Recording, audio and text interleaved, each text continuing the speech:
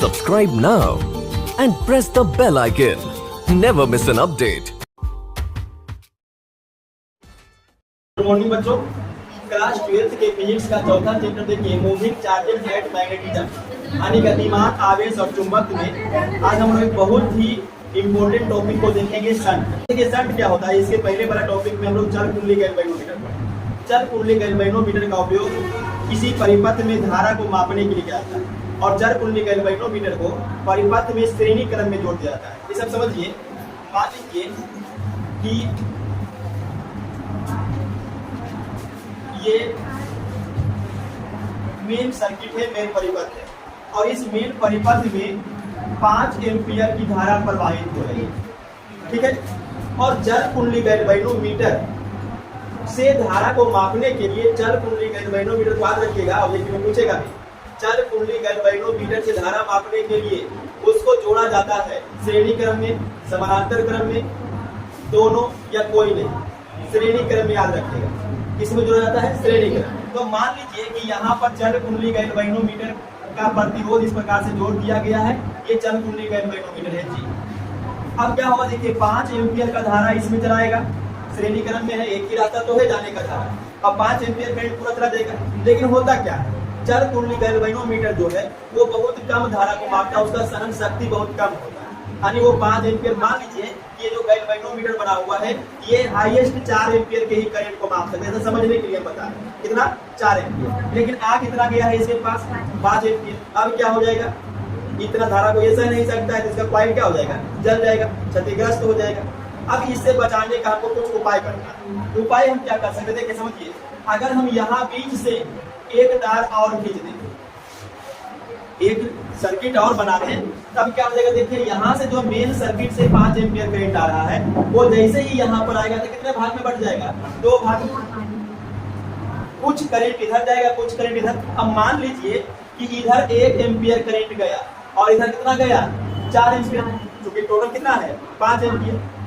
अब शुरू में हम ऐसा मान के चले थे कि ये जो गैल्वेनोमीटर है वो 4 एम्पियर करंट को सह सकता है, उतना इसके पास है सेंसर। तो अब तो ये जलने से बच जाएगा, काम करना ठीक ठाक करेगा। तो ये जो यहाँ पर ये जो हम एक तार जोड़े हैं इसके समानांतर क्रम में इस प्रकार से, इसी तार को हम क्या बोलेंगे, शंट बोलेंगे। इसी तार का नाम क्या है, शंट। अरे अब फिर समझिए, गैल्वेनोमीटर को अधिक धारा से बचाने के लिए या गैल्वेनोमीटर को क्षतिग्रस्त होने से रोकने के लिए इसके समानांतर क्रम में एक तार जोड़े और उसी तार का नाम क्या होगा, शंट। लेकिन इस तार का एक और स्पेशलिटी होगा। क्या स्पेशलिटी होगा, हम ये कैसे माने कि इधर 1 एम्पियर ही करंट जाएगा। हो सकता है कि इधर 0.5 एम्पियर ही करंट गया होगा, यानी आधा एम्पियर। हो सकता है कि इधर 0.1 एम्पियर ही करंट गया हो सकता है कि इधर 0.2 एम्पियर करंट गया हो। इसका मतलब क्या होगा, अगर इधर 0.2 एम्पियर गया, इधर कितना गया, 4.8 एम्पियर, और इसका सहन शक्ति कितना है, मात्र 4 एम्पियर। तो फिर से ये जल जाएगा। 4.8 को सहेगा नहीं, 4 तक भी सह सकता है, 4 से कम भी सह सकता है। अगर इधर 0.5 गया तो इधर कितना गया, 4.5 एम्पियर। ये भी ज्यादा करंट है गैल्वेनोमीटर के लिए, फिर भी वो जल जाएगा। तो इसका पता हम कैसे चलाएंगे कि ये इधर नीचे 1 एम्पियर या उससे ज्यादा करंट बह जाए। जैसे इसको सुरक्षा प्रदान करने के लिए ही तो यहाँ पर हम एक तार जोड़े हैं जिसका नाम शंट है। और उद्देश्य क्या है कि इधर कम करंट जाए ताकि ये जलने से बच जाए, ठीक है। कितना से कम, 4 से कम। तो 4 से कम जाने का मतलब क्या है कि इधर जो है करंट 1 से ज्यादा जाना पड़ेगा, क्योंकि मेन करंट कितना है, 5 एम्पियर। तो अगर इधर 1 एम्पियर से ज्यादा करंट प्रवाहित कराना है तो कुछ ना कुछ तो उपाय सोचना पड़ेगा। अब उपाय देखिए, हम लोग अगर ओम के नियम को देखते हैं तो I इक्वल टू क्या है, V/R। अब अगर प्रतिरोध का मान हम कम रखेंगे तो करंट का मान क्या मिलेगा, ज्यादा। और उल्टा देखिए, I इक्वल टू V/R लेते हैं। अगर हम प्रतिरोध का मान ज्यादा रखें, अधिक रखें, तो धारा का मान कम हो जाएगा। अब यहाँ पर देखिए, ये जो नीचे में हम तार लगाए इसमें करंट हमको ज्यादा चाहिए कि कम चाहिए, ज्यादा चाहिए। हमको 0.2 एम्पियर नहीं चाहिए, आधा एम्पियर भी नहीं चाहिए, 0.1 एम्पियर भी नहीं चाहिए। हमको 1 एम्पियर चाहिए, 2 एम्पियर चाहिए, आधा एम्पियर चाहिए, मतलब हमको ज्यादा चाहिए।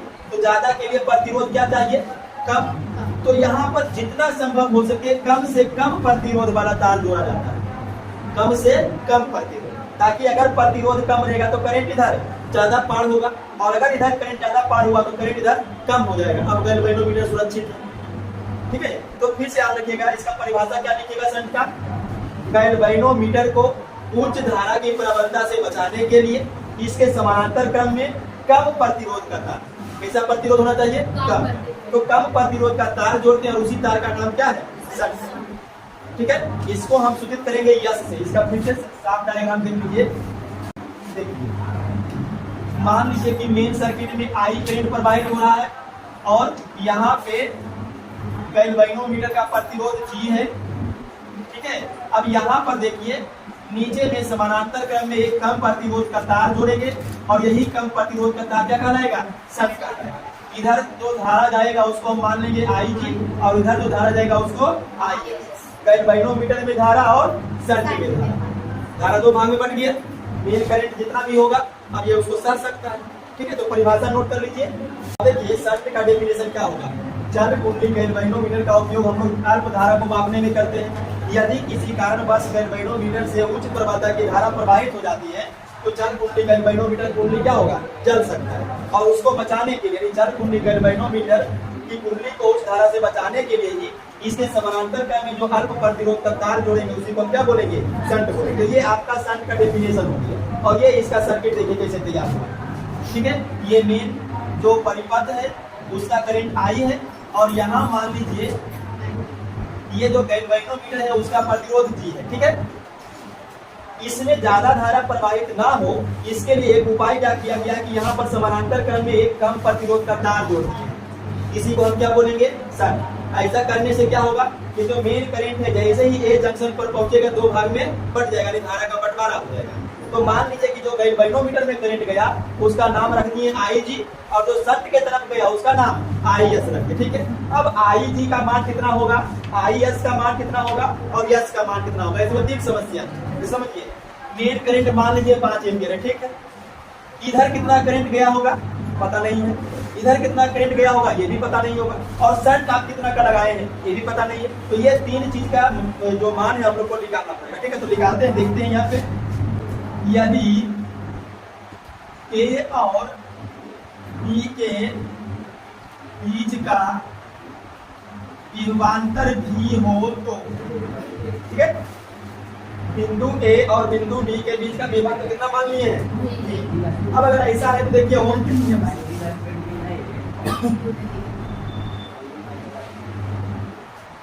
ओम के नियम से V इक्वल टू क्या होता है, I इंटू R, यानी वोल्टेज बराबर करंट इंटू प्रतिरोध। हाँ देखो, वोल्टेज A और B के बीच का V, ठीक है। उसके बाद I कितना हो रहा है, IG, और प्रतिरोध कितना है, कैपिटल V। और देखिए G equal to RES into S भी हो सकता है। समझिए, A और B के बीच का विभवांतर कितना है, V। तो अगर हम A से B का विभवांतर निकालेंगे तो प्रतिरोध और गुणा धारा, तो IG गुणा G, और A से B के बीच ही तो शंट भी जुड़ा हुआ है। तो अगर यहाँ से यहाँ का V निकालेंगे तो धारा कितना, IS और प्रतिरोध S, तो IS और S। इसका मतलब है कि हम इसको ऐसे भी लिख सकते हैं, IG into G equal to IS into S, V equal to V, IG into G equal to I to IS into S। ये हो गया। और देखिए हम इसको लिख सकते हैं IG बटा IS बराबर S बटा G। इसको मान लीजिए इक्वेशन 1। अब यहाँ पर प्रश्न ध्यान दीजिए, इसमें हम लोग क्या करते हैं, IG बटा IS और S बटा G, ठीक है, दोनों तरफ एक जोड़ देते हैं, ठीक है। यहाँ पर देख लीजिए IG बटा IS, S बटा G, दोनों तरफ हमने क्या किया, एक जोड़ दिया। अब इसका भी V का जोड़ कर दिएगा। तो देखिए IG प्लस IS और LCM कितना आएगा, IS, और देखिए S प्लस G और बटा LCM। उसके बाद यहाँ से देखिएगा आई जी क्या हो गया, गैल्वेनोमीटर में प्रवाहित धारा, आई एस क्या हो गया, शंट में प्रवाहित धारा। अगर हम दोनों को जोड़ेंगे तो क्या बनेगा, आई बनेगा। देखिए यहाँ से आई जी आएगा, यहाँ से घूम करके आई एस आएगा, दोनों मिलकर क्या बन जाएगा आई।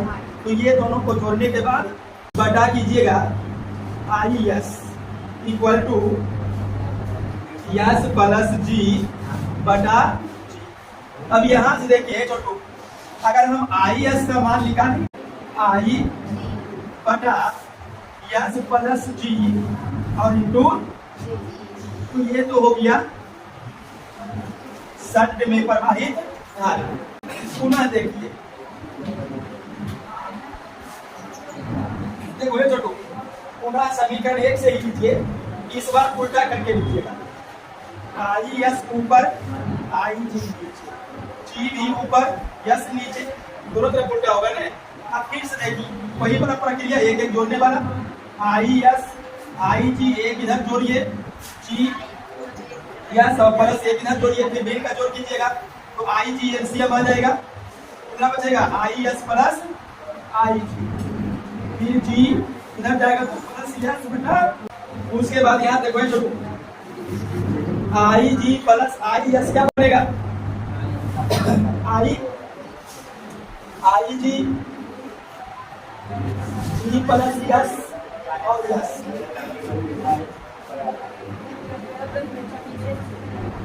इसीलिए अब किसका मान निकाल लीजिएगा, आई जी का। तो आई जी इक्वल टू देखिए इधर से आई बटा जी plus S into S.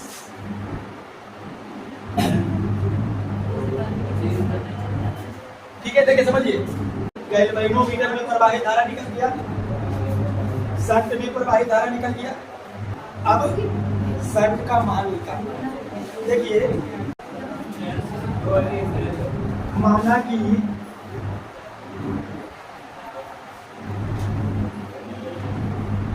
Galvanometer में आई का यंगमा भाग प्रवाहित हो रहा है। ठीक है, देखिए ये जो गैल्वेनोमीटर है इसमें मेन करंट का कितना यंगमा भाग प्रवाहित हो रहा है, यानी कि आई जी इक्वल टू कितना हो जाएगा, मेन करंट का यंगमा भाग। ठीक है, और देखिएगा समीकरण 3 से, समीकरण 3 में देखिए आई जी, यहाँ भी आई जी, तो आई जी का मान कितना हो गया, आई का 1 बटा बराबर कितना है, देखिए आई बटा जी प्लस एस इंटू एस। अब ये आई को आई कैंसिल कर देगा, बचेगा कितना, 1 बटा N equal to S G plus S. और देखिए यहाँ गुना करें कितना हो जाएगा, और equal to G plus S. किसका मान चाहिए, शंट का, तो यस को इधर ले आइए, तो N S minus S equal to G. अब यहाँ से यस निकालिएगा तो यस कॉमन ले लीजिए, कितना बचेगा, सही है। इसीलिए यस इक्वल टू जी बटा एन माइनस।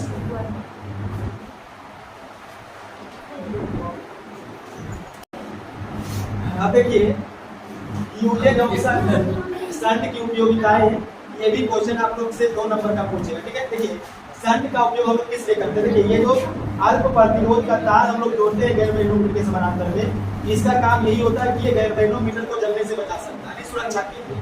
तो हम पहला उपयोग तो यही लिख सकते हैं कि शंट का उपयोग कर गैल्वेनोमीटर को प्रबल धारा से बचाया जा सकता है, जिससे गैल्वेनोमीटर को नीचे होने से बच सकता है। ठीक है, दूसरा उपयोग क्या होगा, जब हम इस तरह का सिस्टम बना लेंगे तो हम अब इस गैल्वेनोमीटर से करंट की ज्यादा मात्रा को भी माप सकते हैं, यानी गैल्वेनोमीटर का माप सीमा को बढ़ा सकते हैं। तो शंट का उपयोग कर गैल्वेनोमीटर को एमीटर में बदला जा सकता है।